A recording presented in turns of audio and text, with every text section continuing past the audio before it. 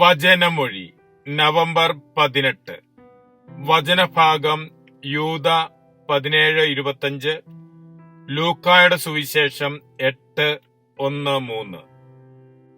വിശുദ്ധ ലൂക്ക അറിയിച്ച നമ്മുടെ കർത്താവ് ഈശോ മിശിഹായുടെ പരിശുദ്ധ സുവിശേഷം.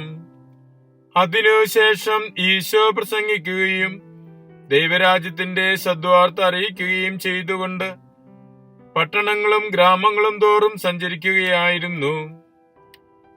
അവനോടുകൂടെ 12 പേരും ദുഷ്ടാത്മാക്കളിൽ നിന്നും വ്യാധികളിൽ നിന്നും സുഖമാക്കപ്പെട്ട ചില സ്ത്രീകളും 7 ദുഷ്ടാത്മാക്കൾ വിട്ടുപോയ മഗ്ദലന എന്ന് വിളിക്കപ്പെടുന്ന മറിയവും ഹെരോദസിന്റെ കാര്യസ്ഥനായ കൂസായുടെ ഭാര്യ യോവന്നായും സൂസന്നയും മറ്റ് സ്ത്രീകളുമുണ്ടായിരുന്നു. അവർ തങ്ങളുടെ സ്വത്തുകൊണ്ട് അവരെ ശുശ്രൂഷിച്ചിരുന്നു. ഈശോയിൽ സ്നേഹമുള്ളവരെ, സുവിശേഷത്തിൽ നാം കേൾക്കുന്നത് ഈശോ ദൈവരാജ്യത്തിന്റെ സദ്വാർത്ത അറിയിച്ചുകൊണ്ട് പട്ടണങ്ങളും ഗ്രാമങ്ങളും തോറും ചുറ്റി സഞ്ചരിക്കുന്നതിനെ കുറിച്ചാണ്. ഈശോയുടെ കൂടെ അവിടുത്തെ സ്ലീഹന്മാരുമുണ്ട്. മിശിഹായെ പല വിധത്തില് ശുശ്രൂഷിക്കുന്ന ആളുകളെ നമുക്ക് കാണാം.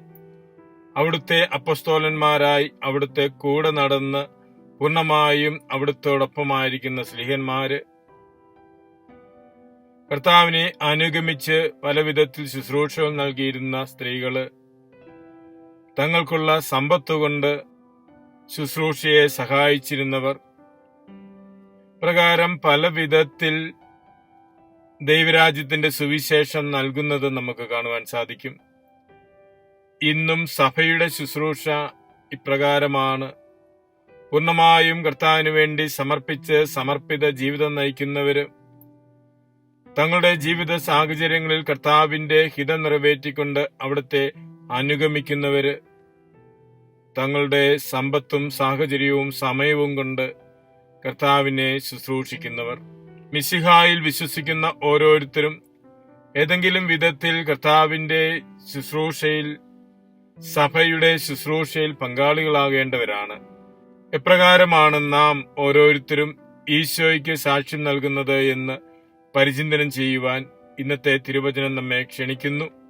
നമുക്ക് ലഭിച്ചിരിക്കുന്ന ജീവിത സാഹചര്യത്തിലൂടെ കർത്താവിന്റെ സുവിശേഷം പങ്കുവെക്കുവാൻ നമുക്കും പരിശ്രമിക്കാം.